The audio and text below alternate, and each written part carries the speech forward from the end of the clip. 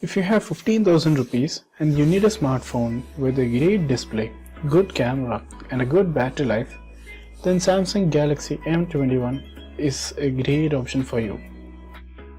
Welcome you all to Atarashi Hinode. The device I have here has 4 GB of RAM and 64 GB of internal storage. This is the midnight blue color. The MRP for this device is Rs 15,999. I bought this off of Amazon for 13,999 rupees. This fits really well under the 15,000 rupees budget. Here it says that it supports only Indian SIM cards.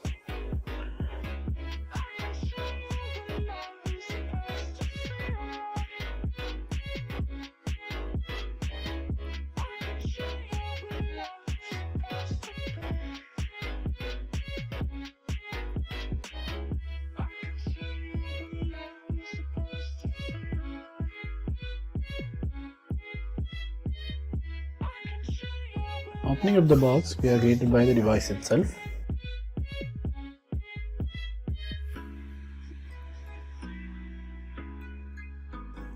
Over here we have the usual SIM ejector tool and the paperwork.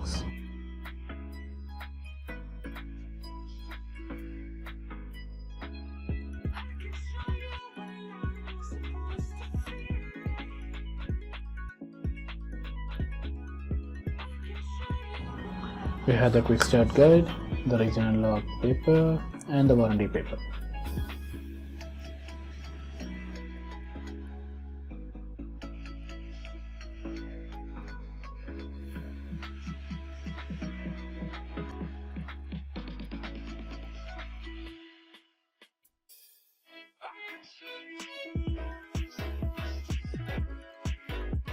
Let's keep the device aside for the moment.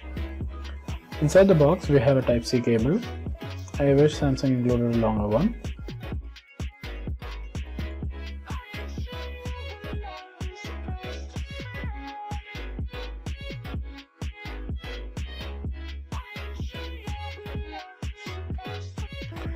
We have fast charger. This is an 18-watt power adapter.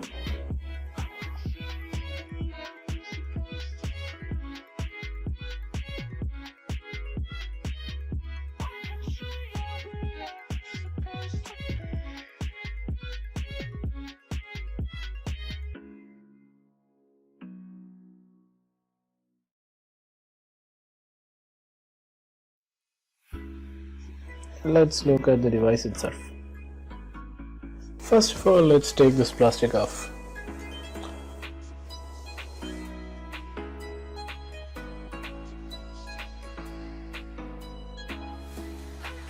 This is quite slippery. Up front we have 6.4-inch Super AMOLED display.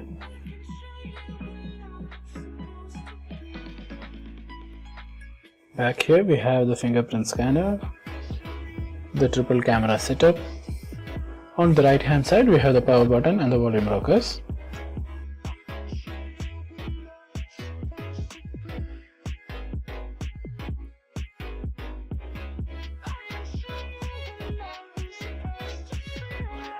And to the left we have the SIM card tray. Bottom here we have the 3.5mm headphone jack, USB Type-C port and the speaker grill. Let's take a closer look at the SIM card tray.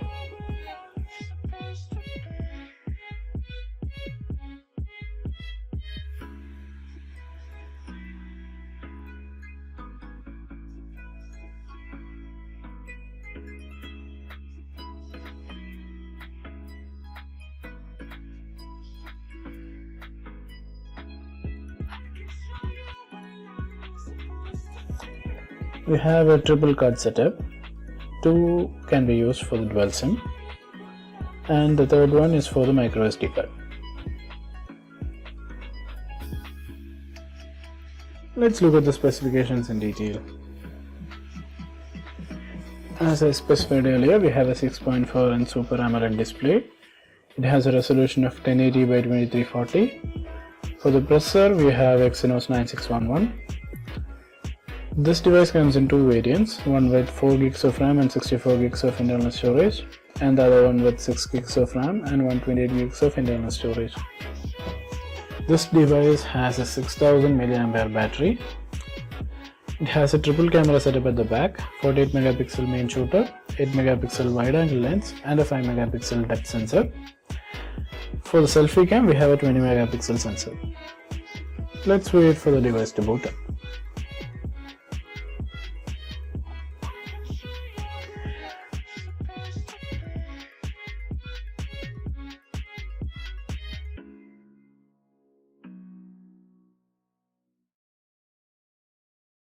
We have the welcome screen. Let's choose our language.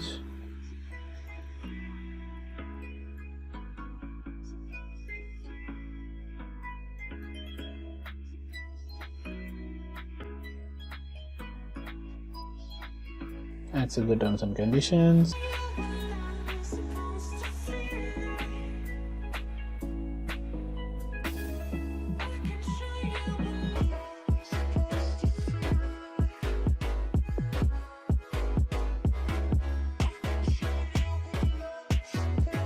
I don't have a SIM card installed, so let's connect to the Wi-Fi for setting up a Google account.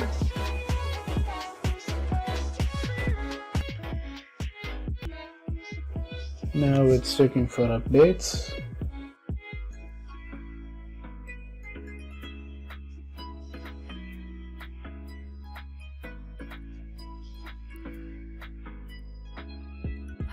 It asks whether you want to copy the data and apps from a previous device.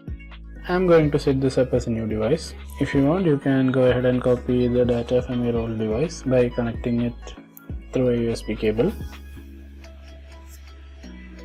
Or later on you can make use of the Smart Switch app from Samsung. Now let's set up our Google account in this device. Accepting the terms and conditions, removing the necessary permissions, setting up the Google Assistant.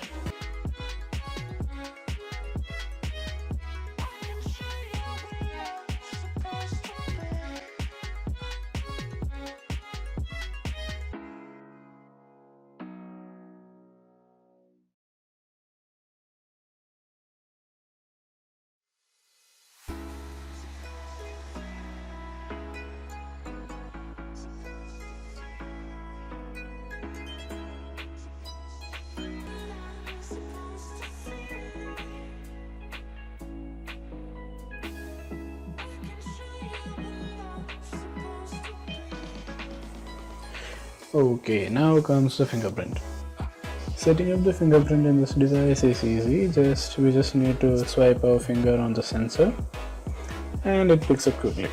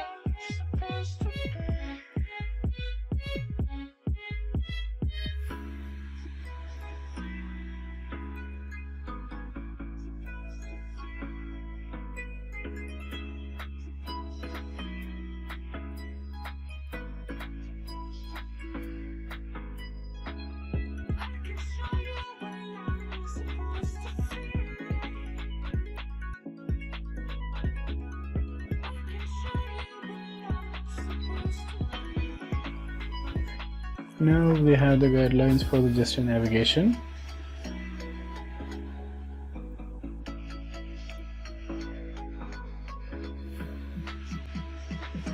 And we are on the home screen. In first look, there are a lot of bloatware including Netflix, Amazon app, YouTube Music, but this can be uninstalled easily or at least disabled. One thing I like about this device is its user interface. It has the Samsung's One UI skin. and it is quite easy to use, somewhat similar to stock Android.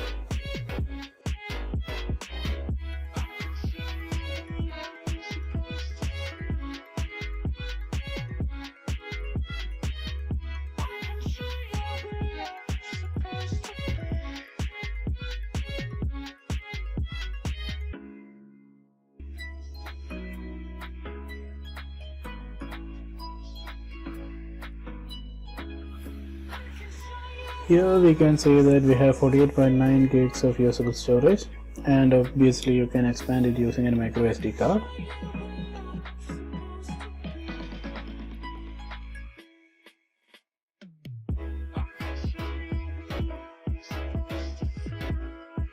Opening the camera app, you can see that we have different shooting modes.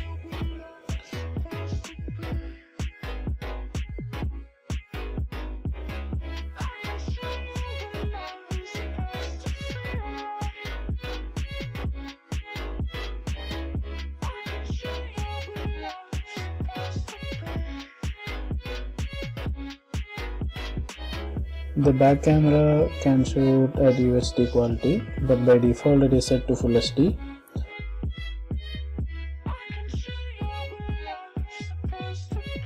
The front camera can only shoot at Full HD.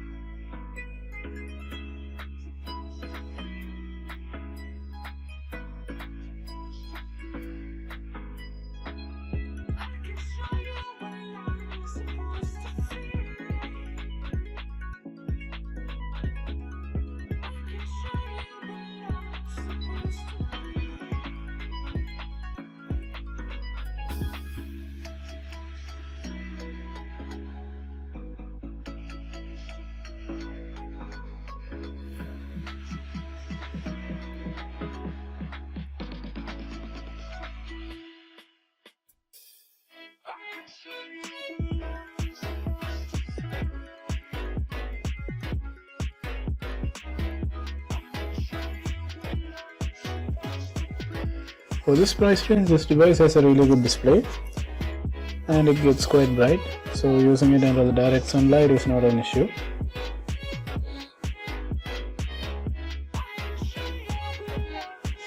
So yeah, that's all for the first impressions. Hope you liked the video. See you soon with another video.